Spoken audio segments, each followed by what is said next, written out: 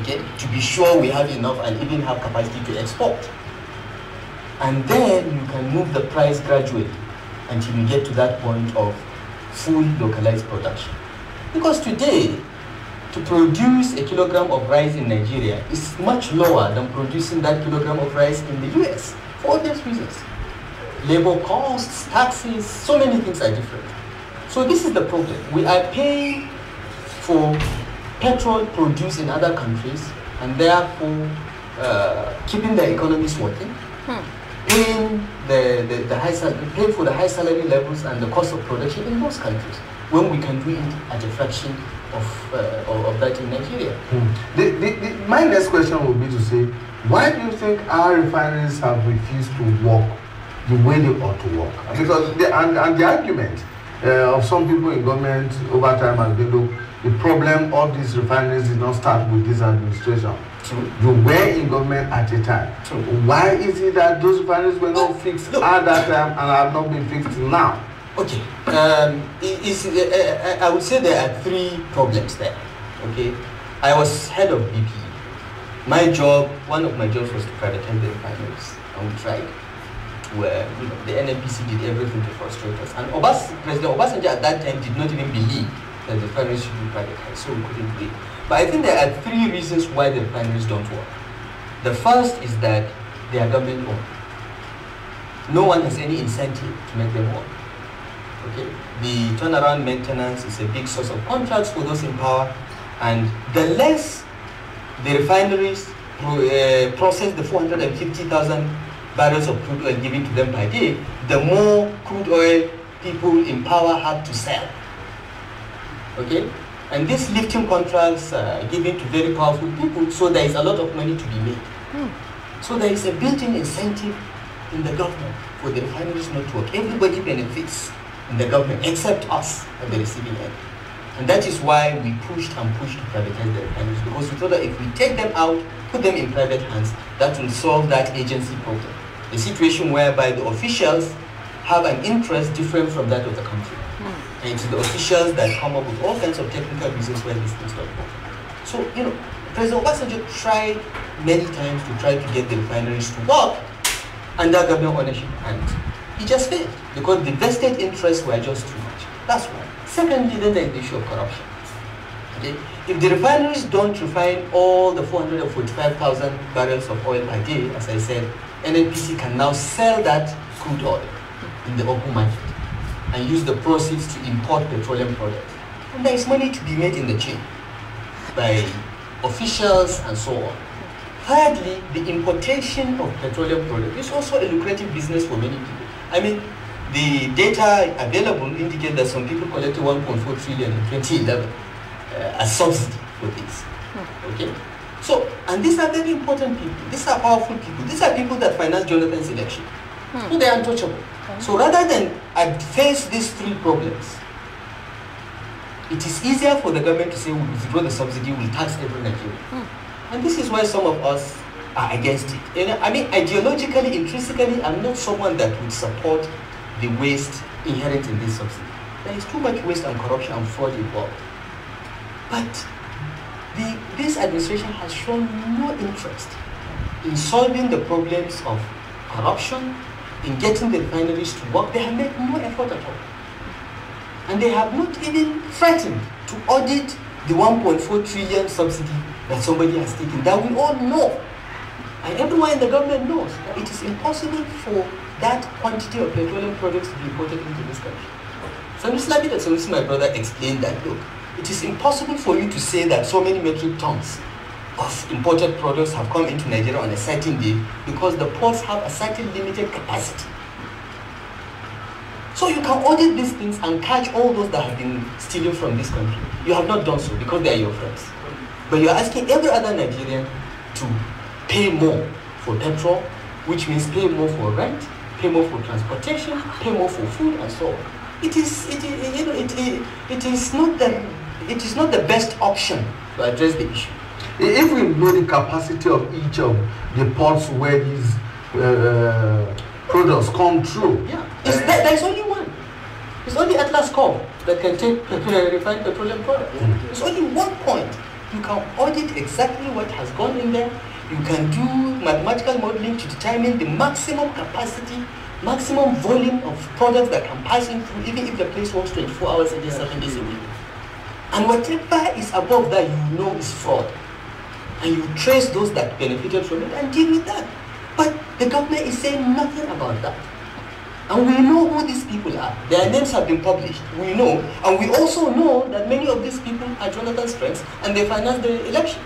Even from the Senate hearings on the petroleum subsidy issue, yes, it becomes very obvious that somewhere, somehow, figures are being cooked. Figures about how many metric tons of petroleum products are imported into the country on a daily basis. Yes, and how many we consume.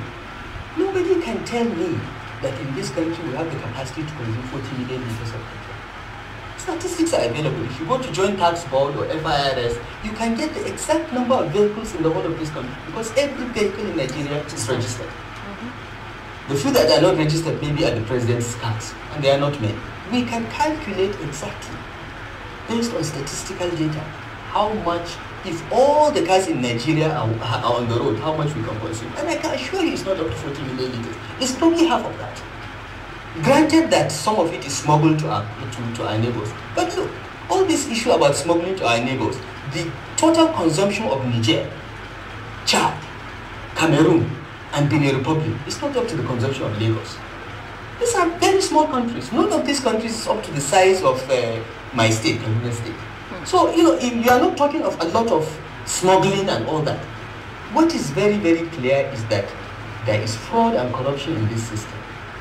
And the government has said nothing about it. Even when the president was announcing the palliatives and what he's going to do, he just dodged the issue.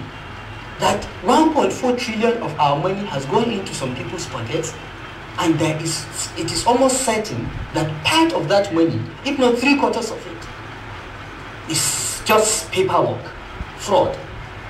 And nobody is talking about it. I just heard you mention or talk about tax. Yes. Instead of subsidy. Yes.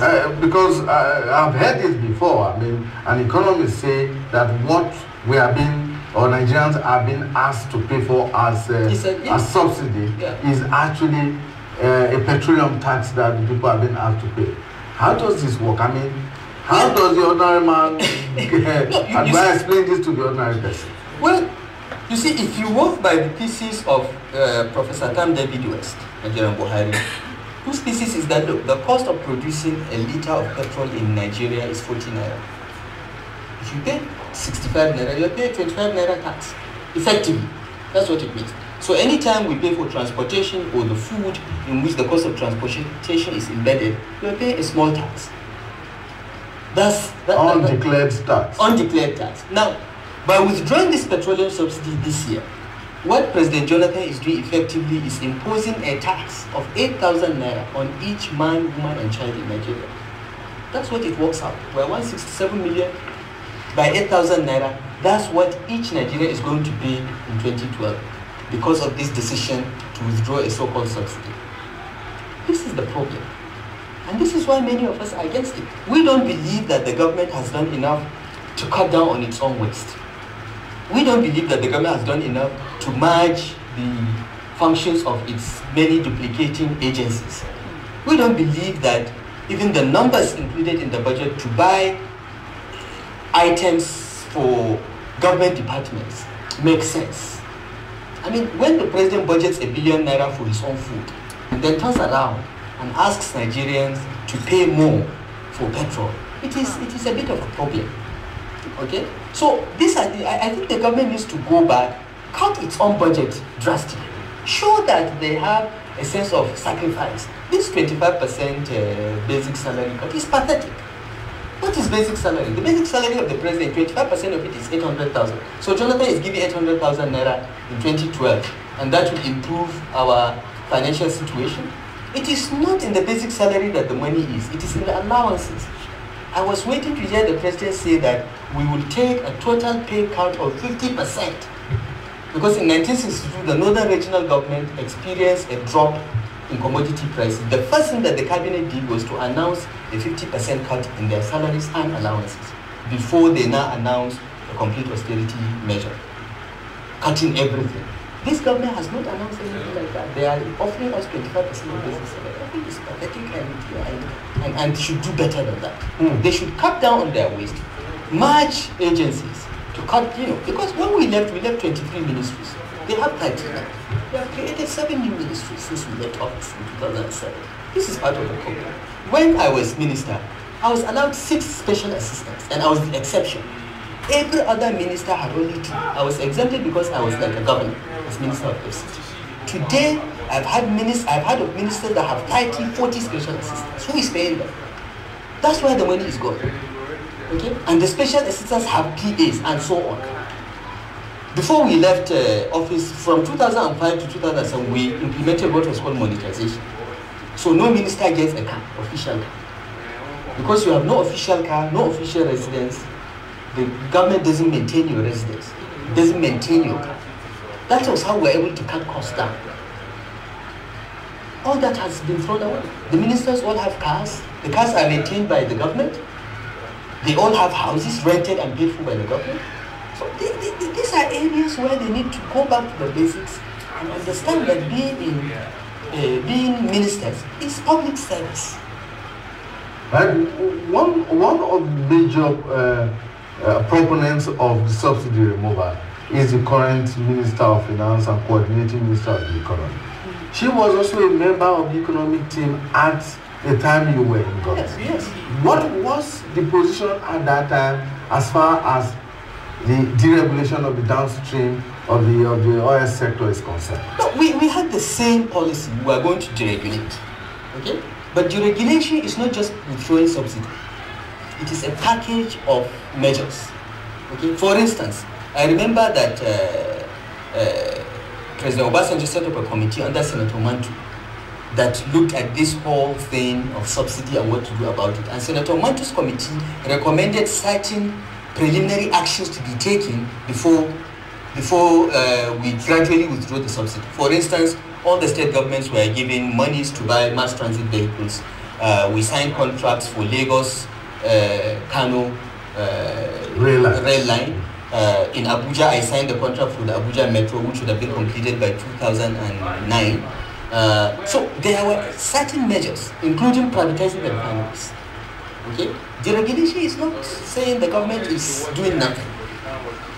We are not going to import petroleum products. We are not going to have anything to do with the price. Deregulation is bigger than that. Pricing is just one aspect. And we tried to put in measures to ensure that that happened. Up to the time we left office, it could not happen completely.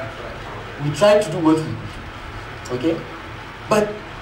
And one of the last decisions that President Obasanjo took as president was to increase the price of petrol to 75 naira, if you remember. It was done to try to bring the price of petrol to import parity levels. And the refineries were privatized, if you recall. The whole idea was that as the refineries become privately owned and produce more, our need for imports will go down and so on and so forth. The Arabella Jonathan administration reversed all those things. So they took the deregulation roadmap 2-3 years backwards and let it slip for 4 years. And now they are coming, they want to catch up from 70 to 100, from 65 to 140. This is the problem. If you look at what other administrations have done, it is to do it gradually. Because deregulation is a complete set of measures, it's not just the price. Addressing the price is just one thing. There are other things you need to put in place. Some of the measures that the president announced as a panic reaction to the response of Nigerians, something that should have been put in place first. Before you announce, you say, look, I am going to do this. I know the consequences of this, so, we are doing vehicles, we are doing red line, we are doing this, we are doing that, we are increasing minimum wage. You have to think it through and have a package. So the so-called palliatives that government is talking about is actually supposed to be part of a package? They should be part of a package, and they should be the foundation, they should be the prior actions before you get to that point. But clearly, they didn't think this through. They just announced it because they are looking for money. They are broke. Yeah. They are broke. if you remove this 1.3 trillion subsidy funds that they're expecting from the budget, there is no capital budget. The capital budget is 1.3 trillion. The expected so-called savings from subsidy